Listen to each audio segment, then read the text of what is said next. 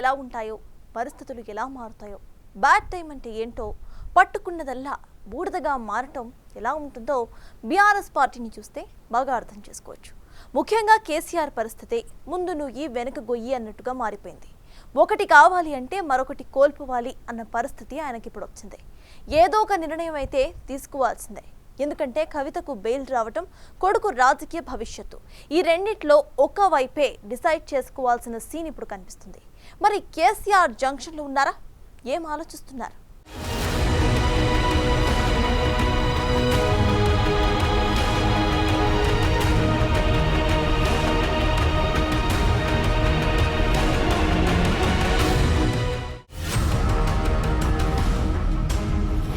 కేసీఆర్ కు అసలు సెసలు అగ్ని పరీక్ష.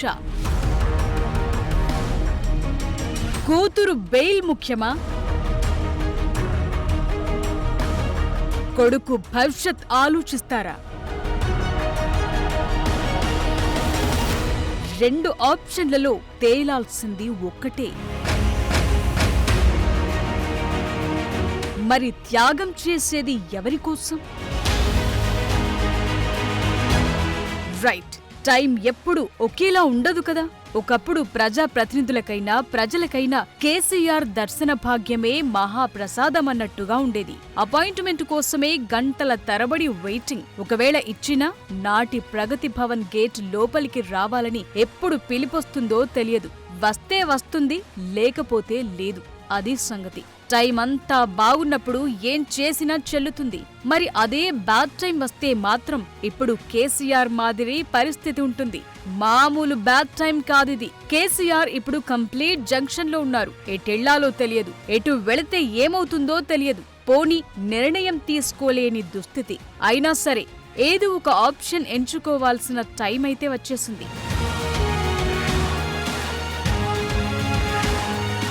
సో కేసీఆర్ చౌరస్తాలో ఎందుకున్నాడు? ఆరాంసే ఫామ్ హౌస్ లో ఉన్నారు కదా అనుకోవచ్చు. ఉన్నది ఫామ్ హౌస్ లోనే అయినా గులాబీ బాస్ బ్రెయిన్ లో చాలా ఆలోచనలు తిరుగుతున్నాయి.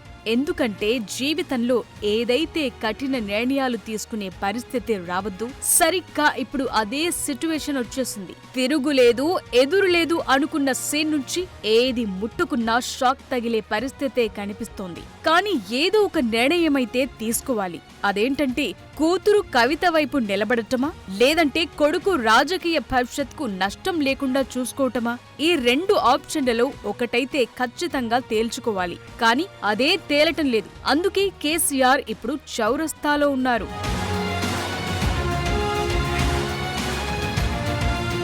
ఏం చేస్తే కేసీఆర్ కు రిలీఫ్ దొరుకుతుంది?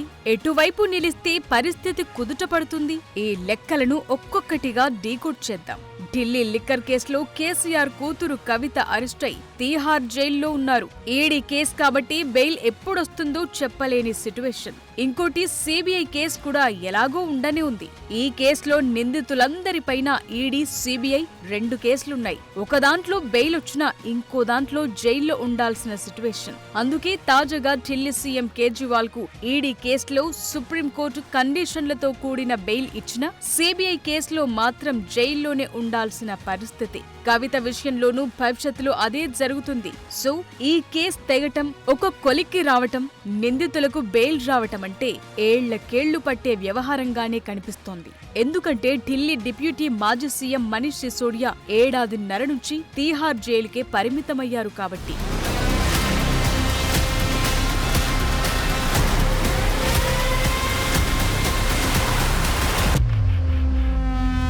సో ఇప్పుడు కేసీఆర్ కు గల్లీలో బలం లేదు, ఢిల్లీలో బలం లేకుండా పోయింది.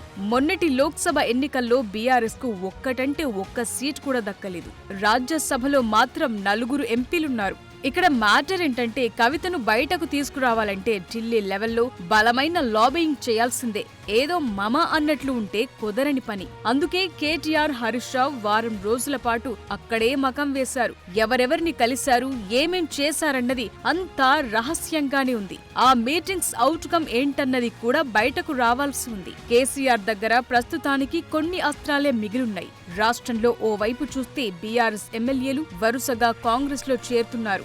రేపో మాపో బీఆర్ఎస్ ఎల్పీ విలీనం జరిగిపోతుందన్న ప్రచారం జరుగుతోంది. ఇంకోవైపు చూస్తే బీఆర్ఎస్ రాజ్యసభ ఎంపీలను బీజేపీ వైపు తరలించే ప్రయత్నాలు కూడా జరుగుతున్నాయన్న ప్రచారమైతే బలంగానే వినిపిస్తోంది. ఎమ్మెల్యేలు ఎంపీల తరలింపు సరే, ఇప్పుడు కేసీఆర్ ఏం చెయ్యాలో తేల్చుకోలేకపోతున్నారట. ఎందుకంటే కూతురు విడుదల కోసం ప్రయత్నిస్తే పార్టీని పణంగా పెట్టాల్సిందే అంటున్నారు. అదే చేస్తే కొడుకు కేటీఆర్ రాజకీయ భవిష్యత్ లేకుండా పోతుంది.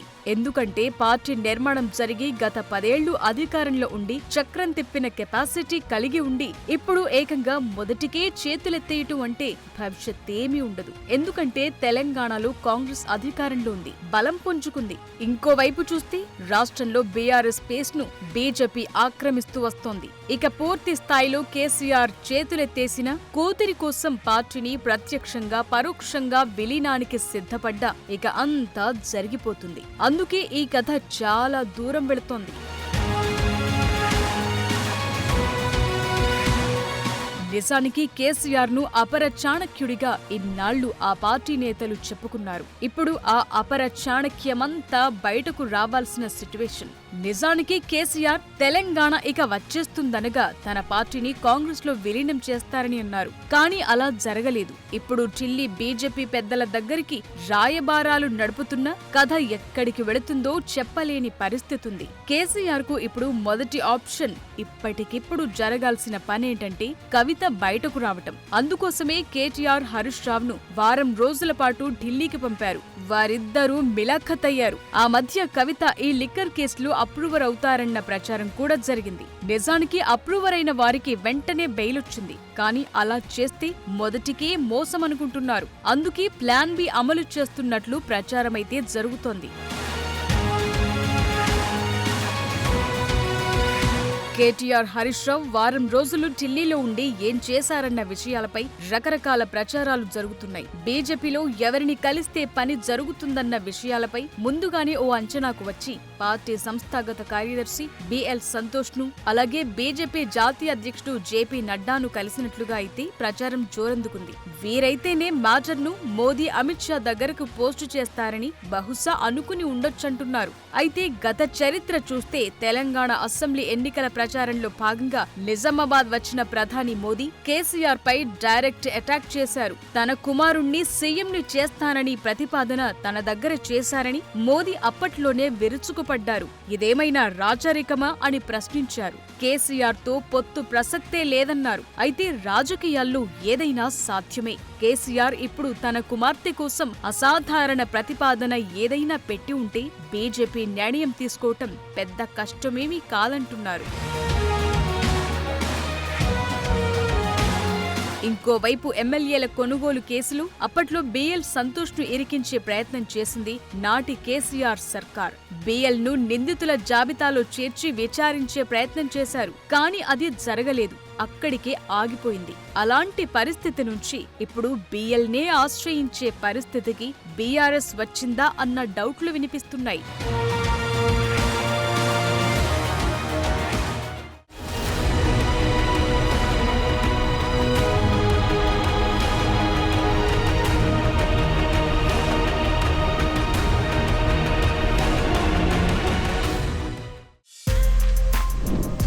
For more videos like this, subscribe Big TV channel.